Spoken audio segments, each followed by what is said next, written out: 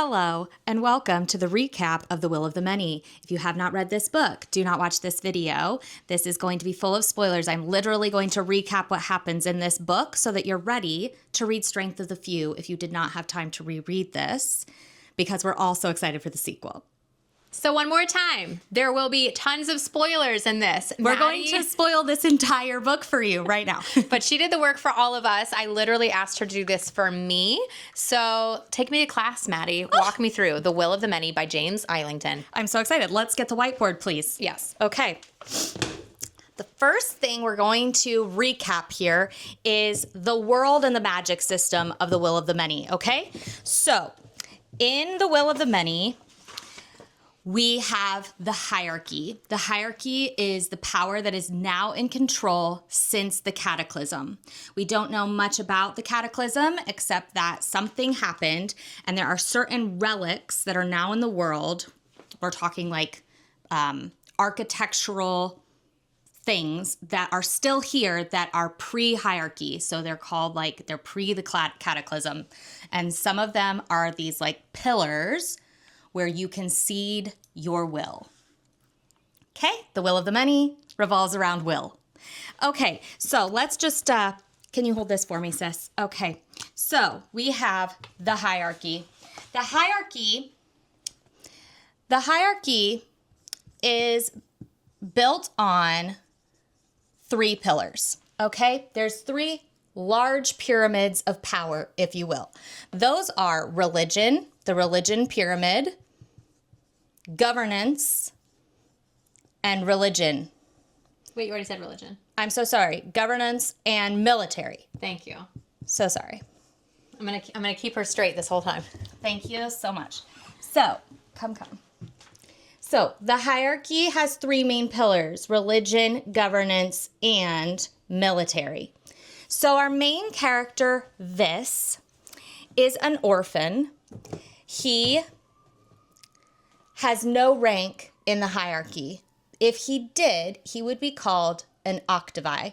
So let's look at the pyramid, shall we? So in your book, The Will of the Many, there is this chart that shows the rankings. So in this system of power, there are princeps, Domitius, Tertius, Quartus, Quintus, Sextus, Septimus, and Octavus. And I've done some math here, but it's really not important. All you need to understand is that you seed will to the rank above you. Your will is like your life force, your power, your energy. Think of it as like years off your life.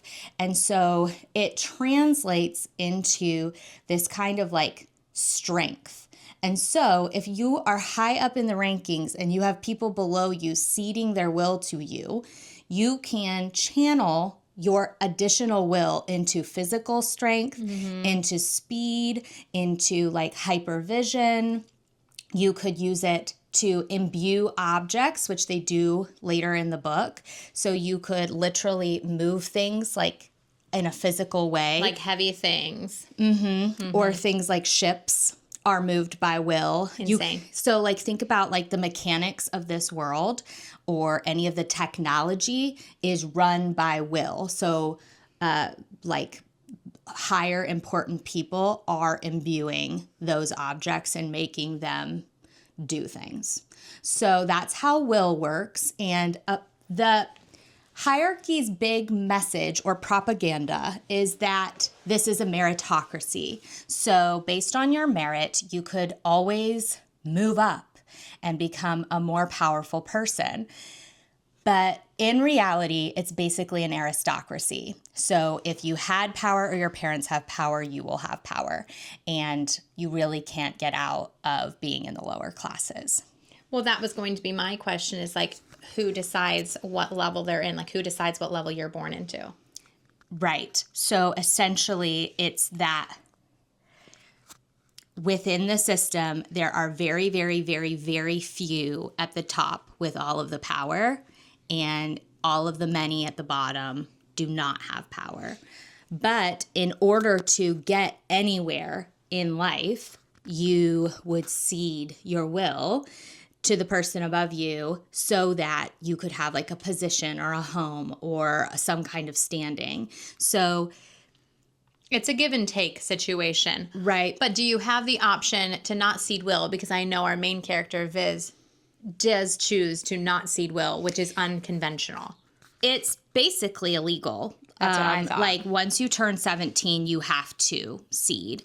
And most people will cede earlier than that. So you go to one of these columns, one of these pillars that are pre-cataclysm, and that is where you cede will for the first time. And once you have ceded will, you're kind of always like plugged into the system. So our main character, Viz, has never ceded will. Now, another thing to know about the system in the world is that there are things called sappers, which are basically like technological tables that are programmed by will to withdraw all of your will from you, like all of it. And so prisoners are sent to sappers where their will is just like pumped into the hierarchy. And Viz, the main character, works at a sapper facility when we meet him in the beginning of the story. Is there anything else that you don't remember about the world itself before we get into the plot? I don't think so. I'm glad that you explained again why he's not ceding will.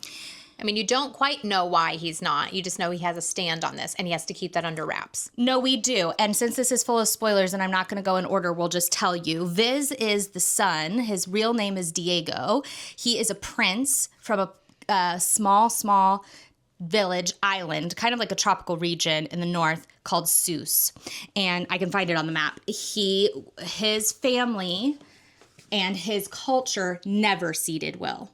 They like held to this standard that they were not going to participate in the hierarchy. But as military grew stronger and stronger and stronger, the hierarchy has basically taken over everything. And they call it like, bringing people into the modern future. They like think of people who don't cede will as like barbaric and backwards. And so they see themselves as like saviors. They like came into Seuss and they like brought it into the modern era.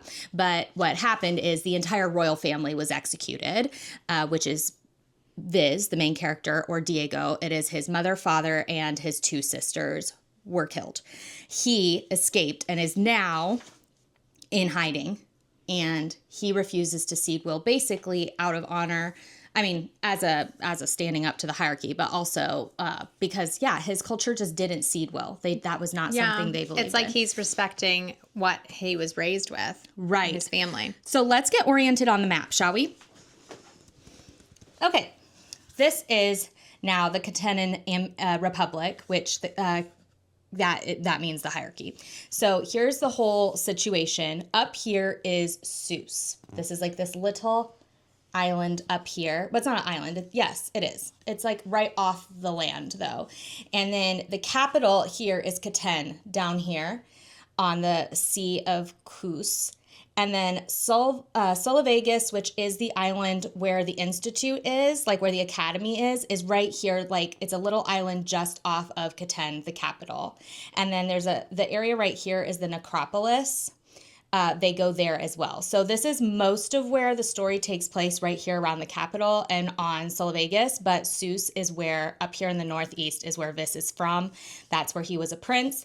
And then in the very beginning of the story, he starts all the way down here in Latens, which is a province of Tenzia. And he is, he's down here running a sapper, helping work at a sapper facility at the beginning. Do you think he's working there because he doesn't want to cede will and it's kind of a grunt job? He's there because he's saving money, because he's trying to escape to like a province where he can hide out because he's approaching the time when he will have to cede will. Oh my gosh, I forgot he's just a little 16-year-old baby. Correct. Okay. He might be 17. Can't remember. Yeah. Okay. He's on the brink of adulthood. Okay. Yes, and he's an orphan. So he's working at the sappers to make money, but also because his colleague at the sapper facility will cover for him when he goes off shift, like he's supposed to be on shift, but he'll leave and go fight in the arena to make even more money. And in the arena, he fights against people who are, I think, one level up from Octavi, which would make them Sextus, I think. Which so I remember is so cool because people aren't like expecting Septimus. him to win so that he can like bet big and make money. Right. Because like he hasn't ceded will, he still has. Yeah. like his, I guess, powers, but like his strength and his like wisdom and fighting and knowing how to be strategic. And people are like, oh my gosh, how is he doing it? Yes. So octopi would be considered like peasants. That's like where he hangs out. And as such, he fights people who are septimists, which would be like the kind of like lower middle class. Okay. And they have some people ceding to them. So like I have it written down. I did the math. Basically, septimists are receiving will from 8 people. But when those people are ceding will to them, they're only ceding half of their will, if that makes sense. Okay. And then you have to remember that the septimists are ceding will to the sextus above them. So really it makes them about as powerful because they're receiving half will from 8 people, but then they're giving half their will away. They have about the power of 2.5 men. They're 2 times as strong. Ooh, I love So knowing that. when Okay. he's fighting a man in the arena, usually he's about 2.5 times as strong as him. Now, in the plot, let's just get into it. Yeah, I feel let's we get ought to into go. it. I love it. I forgot so much of this. I know, I'm so excited. Okay, I have so many notes. So if you don't see my face, just listen to my voice because I'm just going to try to walk you through the plot as it happens. Kristen, chime in with any questions you Okay, forgot. I'll tap you like this. Okay, so part 1, at the beginning of every section, there's this little illustration in the book with some Latin words. So I've gone ahead and translated those for you so that you know basically what that section encompasses. So part 1 is called An Empire Without End. And so that's where we're really setting up what the hierarchy is. So here's what happens in part 1. This is working for the sapper facility, which are the machines that will sap the will of the prisoners, as we've talked about.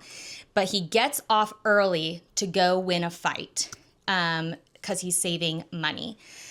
But before he goes there, there's a weird, mysterious visitor that comes to the sapper facility and he wants to talk to a prisoner. And he goes down to talk to this prisoner in a different language, but Vis can understand that language because he's been educated as a prince. And he knows that they're talking about like this incident that happened. And the guy on the sapper is like, please get me out of here, please get me out of here. But of course, they don't get him out. And Vis overheard the whole conversation. So then he leaves. He's going to go to his fight because he's trying to make a bunch of money to escape from the orphanage. And he does win the fight, but he doesn't get money because politics. Basically, they put him up against not us, the one above him, but the next one above that, and he wins, which is kind of like... That's so trash that they did that to him. It pisses everyone off. So he doesn't actually get the money. Don't like that it didn't like go their way. But it's important to note that 2 people are witnessing him do this fight. Okay, 2 people, and they have been watching him, unbeknownst to him. So anyway, he's beaten and battered. He wins, but he's totally beat up. He goes back to his orphanage, and when he's there, a quintus. Okay, so this. Think of the Latin words. This would be someone who's getting how many things ceded to him. A quintus is extremely powerful, one of the most powerful people in the hierarchy. They're receiving They're about the halfway point. Yeah, they're receiving the will of almost 12,000. Whoa. Okay, they're actually receiving the will of 336 people.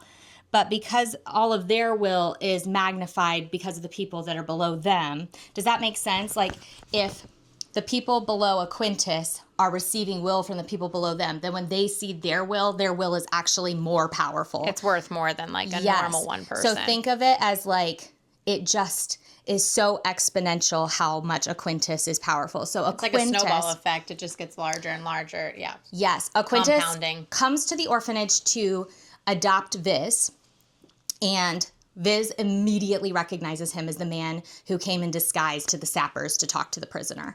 And so Vis is like, you've been following me. Like, you lied to me. And he's like, yes, and I have a mission for you. Like, yes, I've been following you. I know that you could understand everything I was saying to that prisoner. I know you speak multiple languages. I know you're very strong and determined. I know you've been studying in the libraries. I've been watching you, and you have the unique set of skills that I need. So I'm going to adopt you, and you are going to go to the academy and be a spy for me. Because he had a loss at the academy that was brushed under the rug, correct? Was it a brother? Yes. So Olkiskor, who is adopting Vis, keep in mind, Olkiskor is like 24 years old. Okay. No, it's for real? For real. And so it's very awkward when Vis calls him father. Because they're like, what, an 8-year difference? Yes. If that. Wow. Yes. Okay. So, yes, Ulquiscor's brother, Saror, died at the academy. This was several years ago. And so the man he went to talk to, who's attached to the sapper, was one of Saror's classmates. Okay.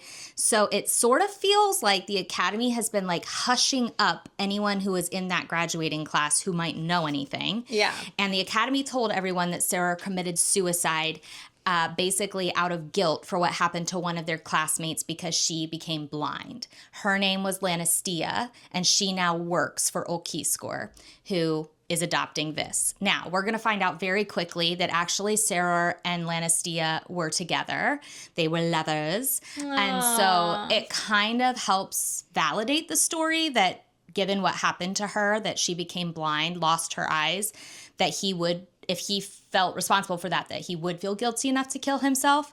But Ulquiscor just doesn't believe it. So he wants Vis to infiltrate the academy to find out what the hell is going on. Now, it's very important to understand that the academy is run by religion. Ulquiscor is very high up in military. And military is suspicious that religion is either cultivating or has found or is searching for a weapon on the island where the academy is, and that is why they are killing people off and hushing people up. Like Ulquiscor and military have this whole conspiracy theory that religion is doing this. And so that is why he has adopted Vis to go infiltrate the academy. Foul play. Foul play. So they go on it. They're like transporting. Remember, they're down in the south of the map, and they need to get up to the capital. So they go on a transvect, which is kind of like a hovercraft that is imbued by will, but it is attacked. It explodes, and they realize like these terrorists have brought down the transport, and they shoot Ulquiscor, and then they look like they're going to attack Vis, but then out of nowhere, one of the terrorists recognizes him and calls him Diego. Like, knows he's the Prince of Seuss. Nobody knows that. About that. Yes. And this terrorist group are called the Anguis, and they are the ones who are doing their best to bring down the hierarchy. Okay? They're like the rebel faction, are called the Anguis. Anyways, the Anguis ask Vis to come with them, and he's like, no, we'll not be doing that. We'll not, no.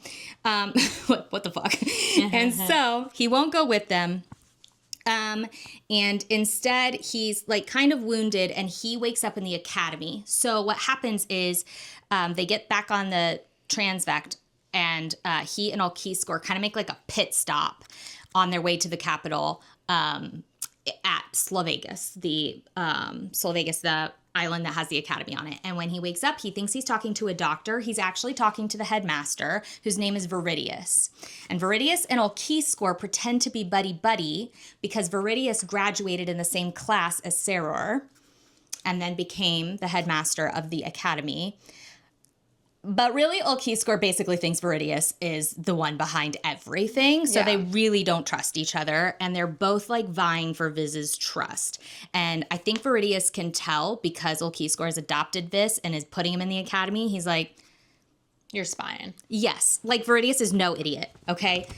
So that happens. And then he's fine. They go on their merry way. They end up at the villa where Ulquiscor lives, basically. And that's where he meets Lannistia, which is Sarah's, not ex, but like almost like his widow. Lover, yes. The one that does not have eyesight. Yes, so sad.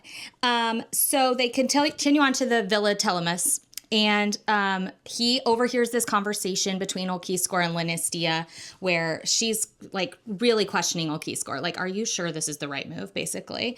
But regardless, Ulquiscor goes to do his military business and leaves Vis in Lannistia's care, and she trains him.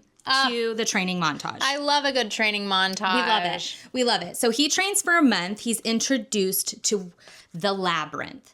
So on the property, they have this secret labyrinth, which is basically this huge arena, and there's a will-imbued arm mechanism that goes on your arm, and with your will and with very like careful maneuvering, you move dials on the arm piece to move walls in the labyrinth that are made out of obsidian. And so it's like an incredibly delicate science and maneuvering. Like you can really, really fuck it up if you're not very good at it. And so she's training him on the labyrinth, which he's not supposed to know about, but there's basically a labyrinth at the academy that students train on. And students aren't really supposed to know about it till they get there. It's like this big secret. But because Ulquiskor has been there and Lanastia has been there, they know about the labyrinth. So they have had one duplicated and built on their villa, and they're training Viz on the labyrinth. That's so cool. Yes. He trains for a month. Now, then a rival of Ulquiskor shows up, just like a professional rival shows up and recognizes Viz and is kind of trying to probably like figure out what is going on. But basically he has a daughter in the academy who's in a higher up class, and he suggests that she and Viz train together, or at least get to know each other before he goes to the academy. And Viz is like, I realize this is probably a trap, but I need all the help I can get, so sure. So he agrees to train with Aquia. Do you remember Aquia? Yeah. Okay. So he and Aquia decide, now let me back up a little bit. When the terrorist group brought down the Transvect, they said, you have to meet us at the big event. Festival, right? It's not a festival. It's called the Namakea, and it's basically like a gladiatorial fight, but on the water. It's like in an arena. And yeah, but how is he supposed to meet them at this? Right. But yeah, he has to go because it is like something that people go see, like a big event. So he like has to get an invite, and he uses this girl. He uses Aquia. He like suggests like he like pretends to be I've this like always wanted to go. Yeah, like this backwards peasant. I've always wanted to go, and so he's like, let's go.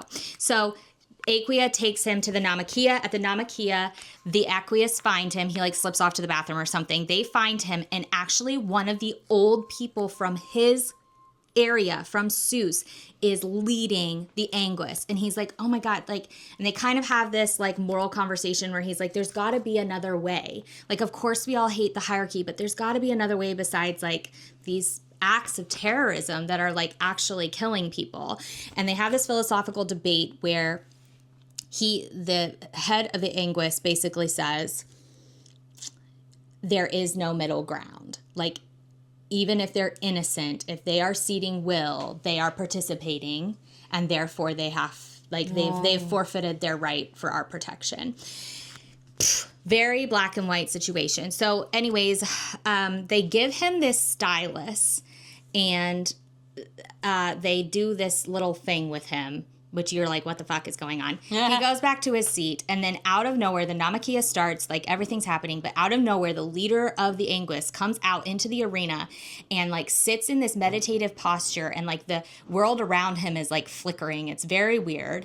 And basically with his mind, he starts slaughtering people. Like people in the arena just start disintegrating into blood, guts, and gore. I forgot about this. It's crazy. Yes. Yes. But crazily, Aquia and Viz are like not harmed, but they're like trying to get out. And the people who haven't been, smothered yet, they're like all trying to flee the arena. And so Viz like makes sure Aquia gets to safety. He like shows her where the sewers are, and it's like, you get out. And he goes back with his stylus, and he like goes out into the arena to face Melior.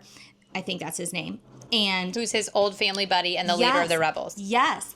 And as he's getting closer and closer to him, like the world is flickering, and Viz is like seeing another plane, like another terrain, but he's like getting closer and closer and closer, and he like holds the stylus to his throat and is like, you have to stop killing people. And he won't, but then he just takes Viz's stylus and stabs himself. Yeah. So he kills himself. He wanted Viz to be the one to do the killing blow because it's a part of his plan. Well, it seems that way. But yeah, like this doesn't actually deliver the killing blow, but it stops the slaughter. And from then on, Viz is like kind of a little bit famous because he's like given a name and everything for having stopped this crazy event. It's giving celebrity. Yes. And so so I forgot to mention this character, Sedosha, is the person who brought down the Transvect that first met him in the woods and called him Diego, her name is Sedosha, and she's the one who brought him to the leader of the Anguis at the arena. And so Sedosha she's also the one who gave him the stylus, and she told him, like, we want you to do well at the academy, whatever. And he's like, I will not work with you. Like, I'm not joining your cause. But she's like threatening him basically to reveal his identity if he does not meet with her again at the necropolis for like the Festival of the Dead, which is in a few months. Okay, yeah. Okay, so anyway, the leader of the Anguis was not Melior. I'm so sorry. It was Esteban. Esteban is an old advisor of his father's. And so they need Viz to graduate as Domitor, which would be like valedictorian. Domitor of the academy, so that he can take a position in religion or governance, because they need, like, the Anguis need to infiltrate one of those pyramids. So they have a stake in him being successful and getting to the top. So this is the point where Vis finds out about Okiskor's brother. He did not know that previously, but now he knows, and he knows that's like the main thing that Okiskor wants him to do when he goes to the academy. He also then shares some letters he received from his brother before he died, which is his main reason for believing he didn't commit suicide, because they're kind of nonsensical. They don't make a lot of sense, and he's talking about weird things. Coded. Mm-hmm. Or he's going through something. Yes. But he says, go ahead and head to the academy, figure out what you can, explore these ruins, and he's off. Lannistia just tells him, like, you need to make it to level 3. Like, that needs to be your primary goal. So then they say, we'll see you at the Festival of the Ancestors, which is the same thing that the Anguis said, we'll meet you at the Festival of the Ancestors. There's a lot of people to meet with. Okay. That is the end of part 1. Woo! I forgot so much of that, and now I am just like hypesy. Let's go. Okay, so let's go. Part 2 is the academy.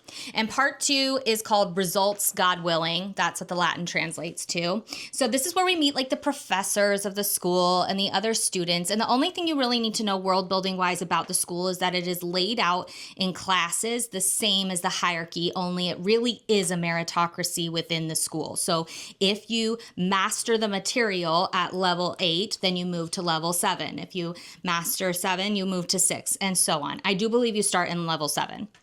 So this starts in class 7, which is at the very, very bottom. And Lannistia wants him to get to class 3. And very often at the academy, no one really gets higher than level 3. So like 3 is like level 1. It's like the highest. Like, you could be Domitor. You could be head of the class if you were ranked number 1 in class 3. So basically he starts in class 7. Now, here's what happens. I'm going to try to go over it briefly because it's not super important. It's mostly just character introduction. But this meets Calidus and Aiden day 1. And he meets Calidus in the dormitory. Calidus is also in level 7. And they go to the mess hall. And basically this kid named Aiden attacks Calidus. And because that's the only kid Viz knows, he stands up for Calidus and punches Aiden. And they end up in the headmaster's office, like at the very beginning of school. Oh, I love it. Yes. But all that to say, that's how he meets them. And Aiden doesn't speak very good Common. And so Viz starts teaching him Common, and he realizes very quickly that Calidus is way too smart to be in class 7, but he's like purposely staying in class 7, and we don't know why. That's right. So he is he pretending to not know the language, or does he truly not actually know the language well? Aiden truly doesn't know Common well. He's from a mountain clan that believed in honor above everything, and they were willing to basically commit ceremonial suicide if necessary, but his father didn't do that. And when the hierarchy came to conquer them, in order to save his people, Aiden's father surrendered and actually gave them Aiden. Aiden killed a couple people, oopsies. And so Aiden ended up in a sapper for a year. So Aiden has already been in a sapper for a year. Then when he came out of the sapper, his father said, I've negotiated that if you will go to the academy and do well, they will save our people. If not, we all go to the sappers. It's a little bit of pressure. So there. Aiden feels both the betrayal of his father, betraying their culture, but also all of the pressure of his people to now participate in the hierarchy, which he hates. And yes, he doesn't speak Common well. He's got a lot of anger. So Viz is teaching him Common, and is going to learn all of Iden's backstory. Calidus is the son of a very high up man in the governance pyramid. And Calidus is so smart and he learns so much. And he's like stolen papers and stuff. And he's the one who first reveals to Vis that the hierarchy is not a meritocracy. Like it doesn't actually operate the way they say it's designed. Like, you have the opportunity to move up. They're like, no, you are literally enslaved. There are so many people stuck in the octavi and septimus levels. They will never get out. And the numbers don't make sense. And so there's that. But also, as the son of this important person, he's trying to not make a lot of waves at the academy because he doesn't want to be used as a hostage, because Calidus understands better than anyone the political drama that's going on between the three pyramids of power. And he is anticipating there's going to be a civil war. So he's like, either religion and governance will get at each other, or religion and governance will team up and go against military, because basically now that everything has been conquered, military isn't really needed anymore. And the other two pyramids don't like how much power military has, and military is not needed. So it's like they're starting to be at each other's throats and there might be a civil war. And so as a son of someone important in the governance pyramid, he's like, I just don't want to be a chess piece on the table that can be used against my dad. So he's got a lot of family honor and loyalty, and he knows a lot more than he should, and so he plays dumb. That's Calidus's personality. So these are the two friends off the bat at the academy. There's some like petty politics that I don't know are essential for you to understand going into Strength of the Few. Basically, Viz is kept in class 7 for way too long, and it's really hard for him to bust up, or maybe he busts up into 6 pretty quickly, but then he's held at class 6 for a really long time. Unfairly so. Yeah, because basically there's a Snape-like figure whose name is Nequius, who's basically mad at Ulquiscore, and so he's like keeping Viz low. Wow, it is giving Snape. So while he's stuck in this class, he's also being told to muck out the stables. Yeah. It's like his detention. So funny. So one night while he's mucking out the stables, he sneaks off to go check out those ruins that Ulquiscore wanted him to check out. Yeah, he keeps asking him, like giving him little tasks. Yeah. I feel so bad for him. He's literally like trying to survive in the school, trying to become valedictorian, but trying to also do like undercover work such for his breakneck adapted pacing. daddy. Like something is happening or being revealed in every single chapter. The pacing of this book is insane. So he's stuck in these low classes. He's just trying to keep his head above water. He's just trying to socialize in the academy. He's not doing very well. He's mucking out the stables and he decides to go check out the ruins. Okay, so the ruins, he ends up being able to check it out, and it's super creepy. There's basically dead people I remember this. through the corridors, and their eyes have been removed and they've been impaled by obsidian spears. It's so creepy. Yes. So here, I'll just write what he discovers because there's a couple ruins and I don't want to get them confused. So he finds the pre-hierarchy building and it is domed, and there's lit writing all around, like almost like carved into the floor, but it's lit up. And obviously he's never seen technology like that before. Like he doesn't know whether the lighting is coming from like will or what. But it's also written in a language that he can't read, which is interesting because Viz speaks a lot of languages. Yeah, he knows the languages. So we're thinking like this could be like a pre-cataclysm language. Like we're not sure. And they look like instructions for the arm piece that utilizes the labyrinth. So that's interesting. There's like schematics. It's like a bunch of weird stuff. And then there's a bunch of nude blind corpses with spikes in their chests. I forgot about the nude part. Yes. And then he gets to a chamber where there's a map on the floor with multiple versions of the island. So I feel like we should just jump ahead a little bit. Yeah, let's just jump ahead. It's not like we're... Yes. So at the end of this book, it appears that there are multiple versions of the same place and time that are occurring simultaneously, almost like cloning of the same. Just different dimensions with different Dimension. timelines going. Like it's the same timeline, different Yeah. But certain people that are dead and one might be alive in another one. so that's what's interesting is so it appears, okay? I'm still theorizing because nothing is explicitly given away in the will of the many. But This is why we need book 2. what it appears is that the labyrinths are barriers to gates that go between Obidium, Lucium, and Res. And Res appears to be the realm where we are, where we have met Vis, where like the Namakea is happening and the Academy is and all of that. And the hierarchy appears to be in Res. But there's also a realm called Lucium and there's also a realm called Obidium. And it appears that these labyrinths act as barriers to keep people from going through the gates. Viz knows none of this. He just sees 3 maps of the island laid out on the floor. And when he trips this trigger, the corpses start talking. And they say, Obidium is lost. Do not use the gate. And he's like, what the fuck is Obidium? So that happens. Okay, so let's get back on track. So now he has seen that. It's time to go to the Festival of the Ancestors. And of course, the Anguis want to know what he's been doing. Olkiskor wants to know what he's been doing. He's not going to lose his friends. First major plot twist, he walks in to the area to meet Olkiskor's family and like his new grandma and grandpa and Olkiskor's wife and whatever. Olkiskor's wife is Sedosha.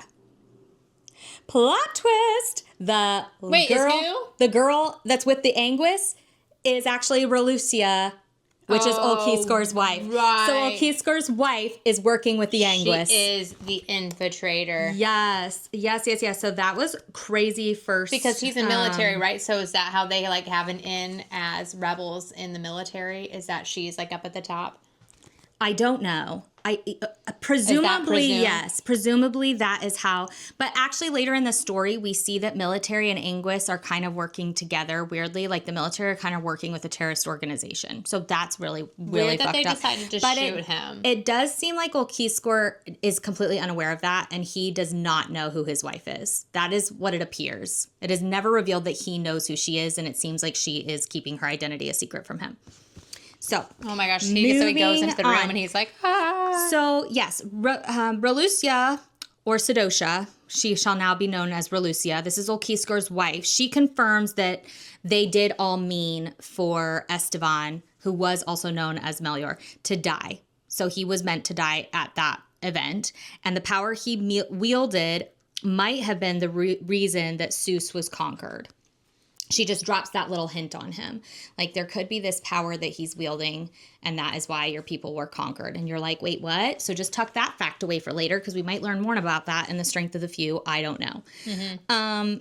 So she also reveals that there's another Anguis planted in the Academy, but she does not reveal who. And we do not know by the end of this book who that was, but I strongly believe that it was Emisa, who I will tell you about. I strongly believe it was one of the girls in 3. Okay. So then this is his chance to be like away from the Academy because he's at the Festival of the Ancestors. So he and Olkiskor cook up this little contraption so that while he's like flying back on the Transvect to school, he actually drops into the water, swims to another part of the island to go explore these other greater ruins that he can't really access very well from where the Academy is. He does some exploring there, and then he swims back out and uses the contraption that Olkiskor gave him to, like, rappel back up to the Transvect. Oh, I forgot. That's such a cool part. Get back to school so that nobody will know that he went and explored them. But when he goes to explore these ruins... There's someone there. There's this red dome. So it's similar to the other dome structure he found at the other ruins. And it looks like there's no door, no way to enter. But he remembers some words from Sarah's letters that Olkiskor was saving. And when he says those words, a hidden door in the dome opens. Yeah. So inside there is the hierarchy symbol, which is interesting. Why would there be the hierarchy symbol if this is pre-cataclysm? It's very interesting. And then there's a labyrinth. Like the labyrinth, which immediately this is connecting like, oh my gosh, is Viridius training students to run the labyrinth because he knows about this actual labyrinth and he's trying to train students to get through the gates to the realms. Like all of a sudden, remember, he's operating under the information that Okiscore believes religion has found a weapon. And so he's believing that Viridius is in on this weapon, knows about these ruins, knows what they are, knows what's going on, and is literally training students to get through the gates. Wow. Insane. Sly. That is what he thinks. This is only book 1, guys, so there's a lot we don't know going to Strength of the Few. Okay, so remnants guard the way, and then these like weird ghost-like people appear and explain to him, you must reach the entrance to Obidium. So there's that. He does not run it. He cannot. It does not happen. He doesn't have time. So he leaves, and when he leaves, he saves a young alupi cub, which is like a little wolf companion. We love the animal companions. Yes.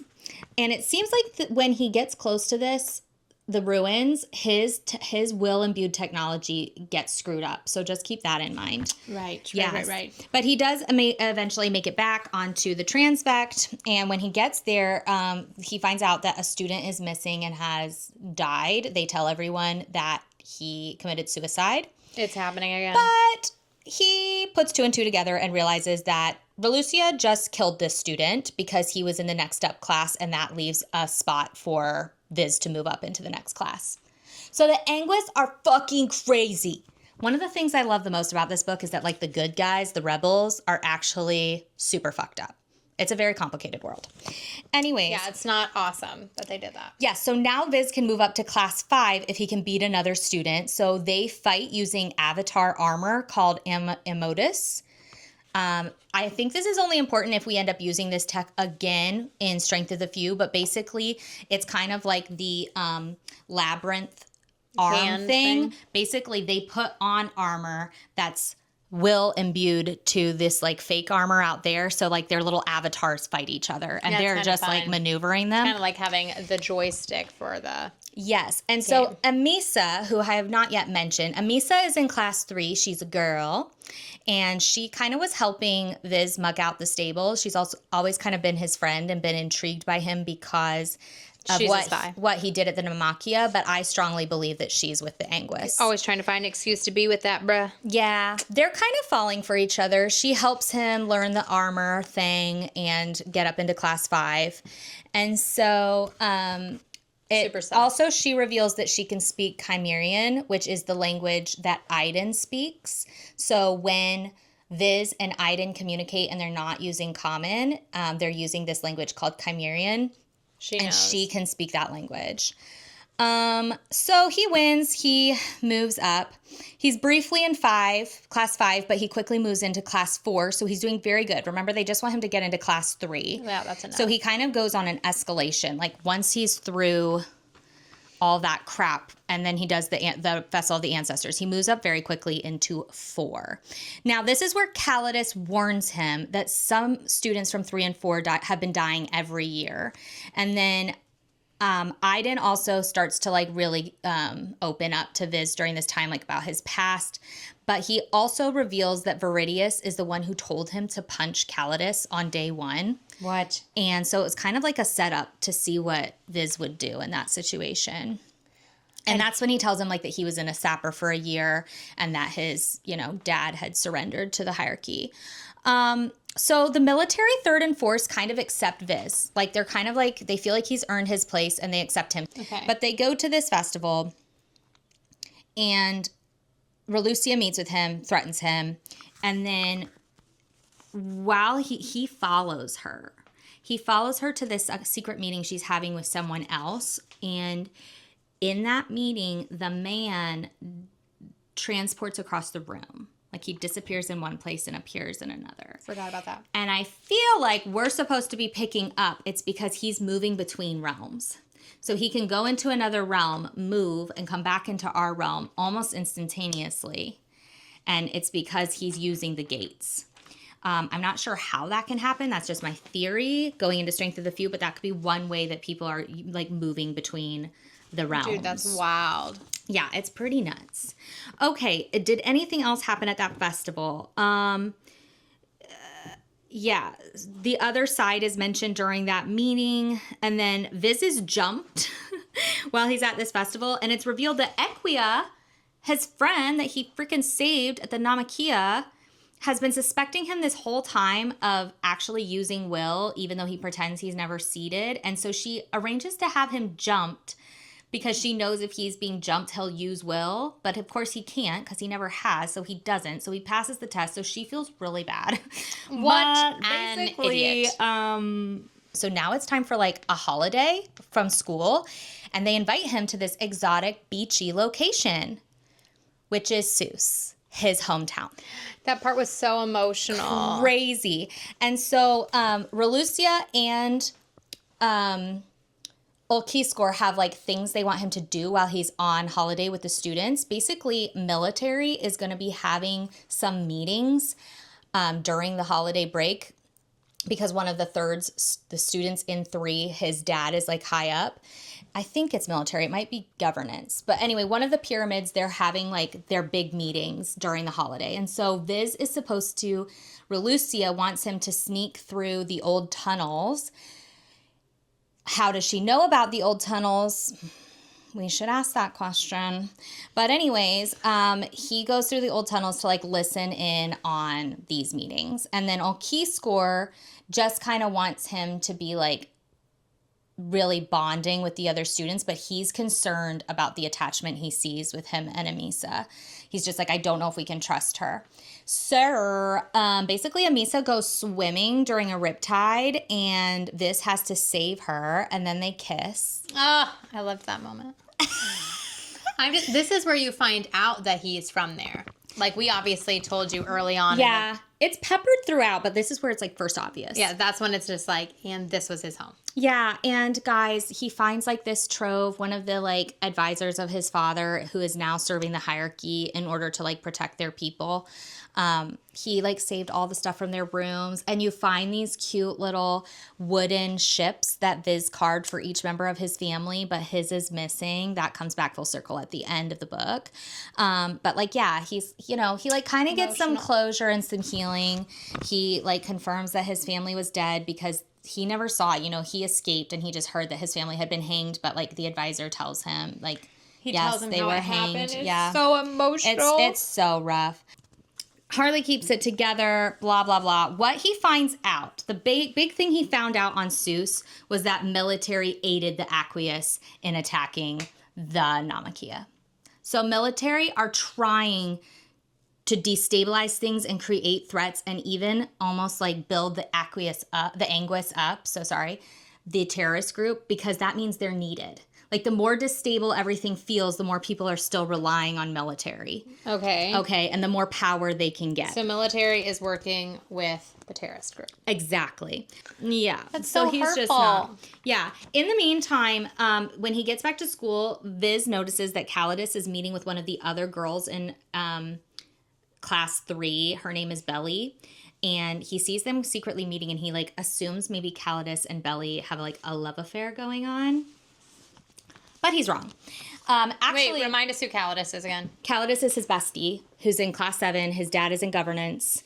Okay, yes. So he's meeting with the Bella girl. He's been meeting with Belly, who's in class 3. Belly. So this is what we know about that. I'll just tell you right here. Belly, who's in class 3, dies in this book. So it's possible you wouldn't have even remembered her going into Strength of the Few.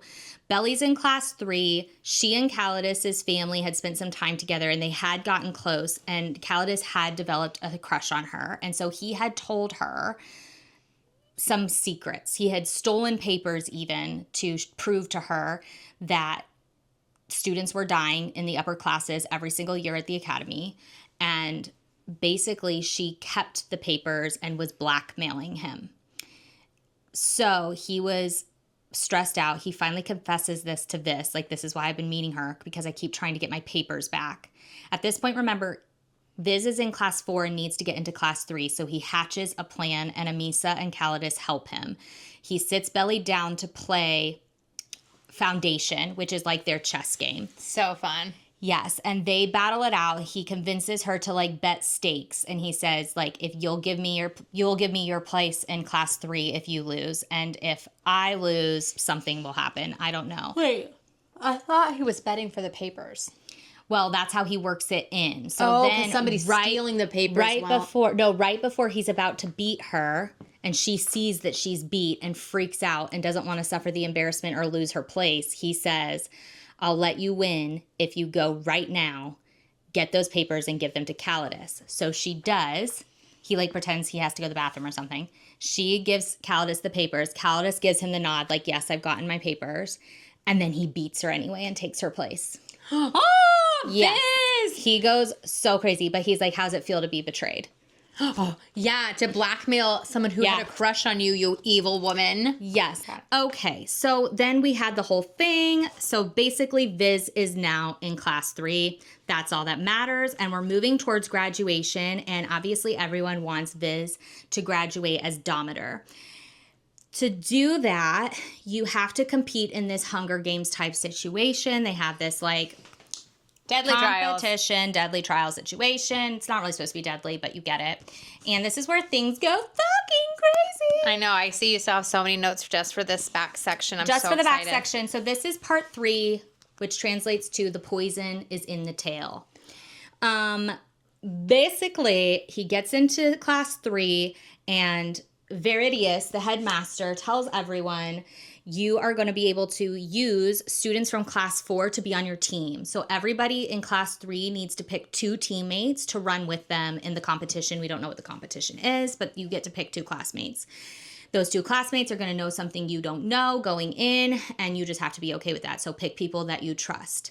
So obviously, this chooses Aiden and Calidus. His besties. Yes, but whatever the headmaster says to Aiden makes Aiden pull out.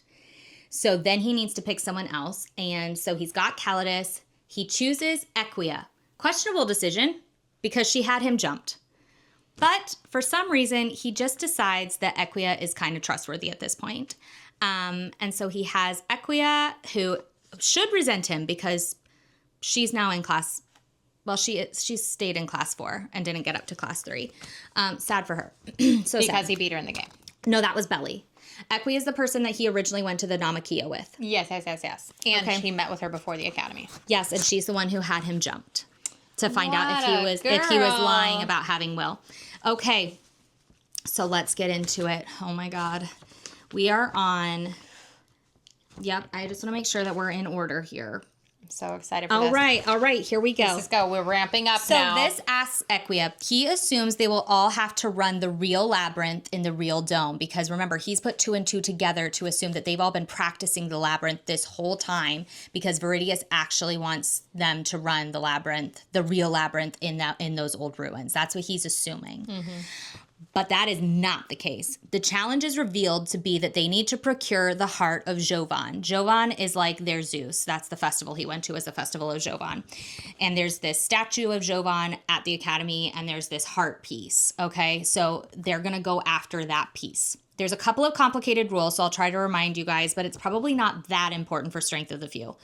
But basically... anyone on your team can return it to win their own secret prize that Viridius has told them. So everyone on your team has been incentivized to betray you and win instead. Every third, which he's in class 3, they get a medallion that they have to have in their possession to win.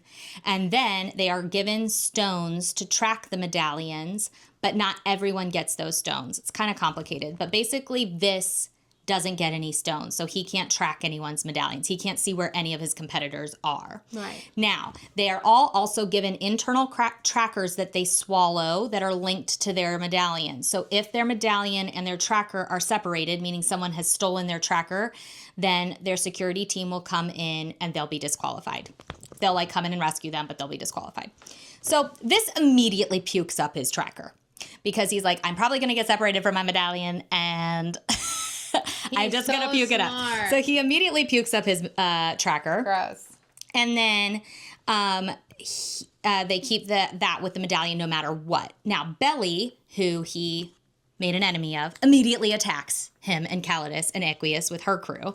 Immediately attacks them, beats them up. It's like she takes his medallion. She has a vendetta. And so Equia immediately turns coat and is like, I'll come with you. I'll help you. I'll join your team. And you can take out Calidus and Vis. But she's double crossing them because Yeah. she actually gets keeps the tracker and the medallion together like for them, and then she comes back and And then saves Viz is Calidus. free to like sneak around. Yes, Because so it looks like the then- medallion and the tracker are together. Yes. So then Viz and Calidus go sneak up on a security team and steal their tracking device because they have a master tracking device that can track everyone. Because remember, they don't get the tracking stones. So they go steal one while Equia is like double crossing the other team. And then Viz tells Calidus to go do something so that he can go run this labyrinth for Ulkey Score. Because once he realizes that the challenge isn't to run the labyrinth, he still wants to go run this labyrinth. So he does, and this is where shit gets crazy. And I think this is everything we need to know for Strength of the Few, okay? Oh my gosh, Maddie. I know. Ooh. I know. It's getting crazy. So he gets to the place. He gets to that dome where all the naked people are that are blind with things stuck into them. He runs the labyrinth. While he's running the labyrinth, he sees Belly dead. So Belly went to run the labyrinth and died. So we don't know what that was about. We don't know who sent her. We don't know how she knows about it, but she fucking died running the fucking labyrinth. Did the headmaster send her? We assume. We don't know his fucking motives. So Viz goes to run the labyrinth and he succeeds. This is what happens. Okay. Yeah, here we There's go. so much. There's so much. Also, read the it. tracking device doesn't work at the dome. The tracking device he stole from the security Stops team working. also stops at the dome. So Belly's in it. What the fuck? Vis goes into the chamber at the end of the line, like at the end of the labyrinth. He goes into the chamber and finds a circle of blades, okay? It says the way to Obidium and Lucium. So he goes in and nearly dies. So I'm picturing basically kind of like teeth coming up out of the ground. There's like all of these blades in a circle, and they all kind of like go towards the middle. Okay. Kind of like teeth. So they almost create a dome, and he goes into the middle of them and he nearly dies, okay? Like he just feels almost like his entire being is being constricted. Oh my gosh. Then he wakes up, okay, and there are armed figures circling him, and then a word gets carved into his arm that says wait, literally like in his blood. So he waits. Then the obsidian, which is like the thing that like attacks people in the labyrinth, starts attacking all of the figures. Meanwhile, on his arm, the letter R is getting carved, and then the letter U. And so he's getting the picture because he's smart, he's a smart so one. smart. And he's like, oh, I better fucking run. So Are you? It means run. Let's go. yeah. So Get out of here. He flees back through the maze. And then all of the eyeless warriors who were just standing, stabbed, are awake and blocking his way and saying, complete the journey, warrior. Complete the journey, warrior. But Diego, the Alupai wolf friend that he had saved way back when, comes charging through and creates a space for Viz to get out of the dome structure, but the creatures are still kind of chasing him, the eyeless figures. So Diego breaks their rings. Viz is able to get out. They take down the horde that pursue them, and they... Breaking their necks is the only thing that stops these creatures also, because he like stabs them, and basically the only thing that will kill them is breaking their necks. They're kind of like zombies. So anyways, that happens all while Equia and Calidus are like still involved in the competition. So he reunites with them. Okay. And they discover that all of the security teams have been brutally massacred, and that it's actually the Anguis have infiltrated the competition, and they are hunting down all the students one by one and killing them. And probably military knows about it. Like, probably military planned it. Like, we'll sacrifice our own fucking children as well as the children of parents in governance and religion. We're going to kill the children and we're going to make it look like the Anguis did it, because they're just crazy. Like, they're just trying to create all of this unrest in the hierarchy. So basically, they don't care anymore about winning. They're just trying to warn all their fellow classmates that this is happening, and they all split up to do it. Right before he's about to go save Amisa, his girlfriend, the man who can teleport, who's been meeting in secret with Rolucia, shows up and tells this, he's like, you're like me now. I recognize you. And he's like showing this that he can teleport. And he's like, what the fuck? And he's like, you have to go get the heart. We need you to be Dometer. And this, at this point, he's like, I won't do it. But he's like, then I'll kill Amisa. Like, it's just so fucked. So he goes up there to get the heart. But when he gets the heart, Amisa says, give it to me. And he's like, okay. And then she throws an obsidian knife at him to kill him. But I forgot about this. she says some weird shit before that happens that makes you think she really doesn't want to do it and that she knows way more than But maybe we do. somebody's manipulating her because Yeah. that is like the story of this book. I just think she knows. I think some of the Anguis know about I think lots of people, not lots, but I think people in the different factions know about this gate to the other realms. And I think the fact that I think she recognized, this is just my theory, but I think she recognized something about what he said or did or the wounds on his arm because basically his arm is dying, the one that had carvings in it. So I think that she has some knowledge and was like, it was like a mercy killing, or maybe like if she killed him here, then he could do something better there, or I don't know. I think she knows more. Okay. But we don't know. It's all theories at this point. Amisa is going to be a huge, I think, thing to pay attention to in Strength of the Few. Okay. Like, because there's just so much we don't know about Amisa, except that Viz loves her. And we just don't know if she was faking all of that or not. Viz falls and should be dead after Diego pulls him from the river. And Viz is not dead. And we're like, how the hell is he not dead? But it seems that whatever Will was imbuing the heart maybe saved Viz because he was holding the heart of Jovan. So he flees and he finds Calidus close to death because Calidus was caught by one of the Anguis and tortured for an hour. Horrible. Before an Alupai wolf attacked the Anguis who was torturing him and killed him. So Calidus is still alive but dying. Viz realizes it's his birthday, like that it's Viz's birthday. He picks up Calidus and starts carrying him back to the academy. Calidus dies in his arms, literally dies in his arms. It's horrific. But Viz wins the Idukium, the competition, and he right before he passes out, he's just basically fuck you all. And he lays Calidus's body before the statue of Jovan. Everyone is just shocked that he's alive, everybody's just shocked. But he knows he was set up, and he knows that it's all their fault that Calidus is dead. And it all feels so worthless and meaningless. He wakes up in the infirmary, and this is how the book ends, guys. He wakes up in the infirmary to a vision of his father. His father is dead. Okay? And they cry together. His father says, death is a doorway. No one is truly lost. You will see Calidus again. What the fuck? Then Viz realizes his arm has been amputated while he was asleep. And so then Viridius, the headmaster, comes in and he tells him, I ran your fucking maze. And he shows him the cuts on his arm helped him escape, although his arm's now been amputated. Viridius tells him, they have hardly any time, but Viridius says Amisa thought Viz was past saving.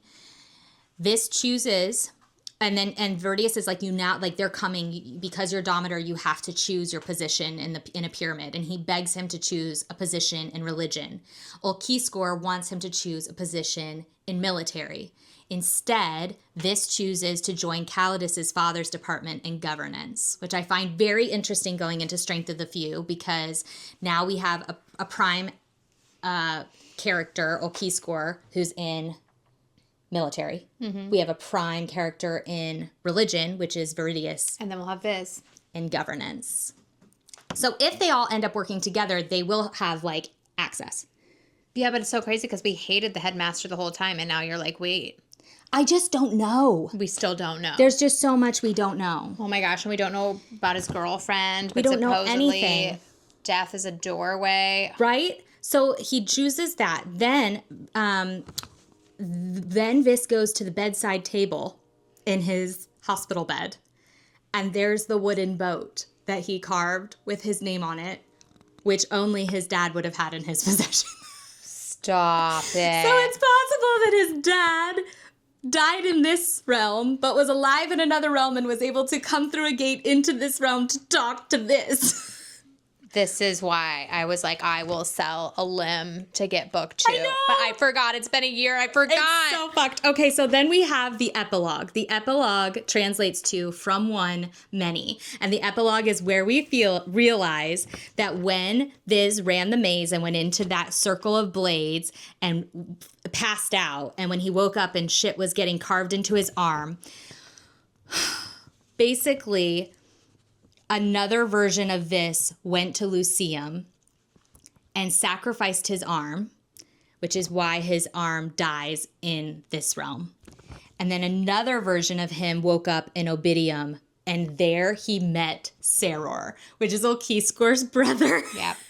He met Ulquiscor's brother in Obidium. So the original world is called Res, and Saror says he's been copied, that this has been copied, but is still strongly connected to Res and Lucium. He says the world itself was copied in the war against the concurrence. So we don't know what the concurrence is, but there was a war against concurrence, and that is when the world was copied, and that is when the 3 realms were created. So I'm hoping we learn a lot more about that throughout the series. And then the last weird little like Easter egg thing was when Viridius was begging Viz to join religion, he says, I'm trying to prevent another cataclysm. Oh my gosh, Maddie. I can't believe it took me an hour to get through that, but I did just save you 30 hours on audio. I was going to say, you just saved me a lot of time. Okay, do you have any questions that you need clarified before Strength of the Few? No, I do think I'm going to need to have a little key of all the names again, just to see them, because I'm hearing you say them, but I want to see how they're spelled again, because I will physically read. They are in the back of the book. Okay, fantastic. Let me just find this. Because I feel like that was impeccable. That was amazing. That was fantastic. Maddie, I don't think impeccable is the right word. I think that you did a great job, Maddie. You did the Lord's work. This is great. There are a bunch of major characters listed in the back of this book. I can only imagine they will also be in Strength of the Few. But even so, the names listed here, like, you don't need to know them all. Yeah. Like, I think that the major characters to remember, like the 3 major characters that are most important to this, are Amisa, his girlfriend, and Aiden, his friend, who is learning Common, and Calidus, his friend who died in the final competition, whose father was in governance. And then in his family, you just need to remember Ulquiscor is his father, Lannistia is his trainer, who is blind, who was with Saror, who is Ulquiscor's brother. And then there's Ranastia, who is, or Relucia. I always forget her name. It starts with an R. That's Ulquiscor's wife. So there's like his family. A rebel. Right. So there's like his family, his friends, and then I think you just need to know who Viridius is. He is the headmaster, and he's in religion, and he's the headmaster of the academy, and I don't know. I don't know if he's the villain or not, guys. It's hard to tell. Now, there's a lot of names from this book that we'll just have to see if they end up being important in Strength of the Few. Like, all of the professors are named, but I couldn't tell you their names. Yeah. That was kind of like in one ear, out the other for me. Yeah. There's plenty of like government officials who are named kind of in one ear, out the other. There's some other students who are named, but I think that if you can remember like Equia, who's the original girl that he was friends with, but he has no romantic relationship with. Equia, Amisa, Calidus, and Aiden. Those are like his peers, and I think they're going to be pretty important in Strength of the Few. Oh my gosh. Wow, guys. Oh, Maddie, can we all just say a really big thank you to Maddie for doing this work for us? I'm so excited for everybody who gets to enjoy this 1 hour and then pick up the Strength of the Few, which comes out this week in the States. Oh my gosh, we're so excited. If there's anything you feel like I forgot or that was an error, because I am a human being, you can leave that in the comments. But otherwise, let's all get stoked for Strength of the Few. And if you want to do a buddy read, I think we're probably going to end up doing that in our Patreon. So yeah, check it out over there. And we'll see you guys next time. Bye. Bye.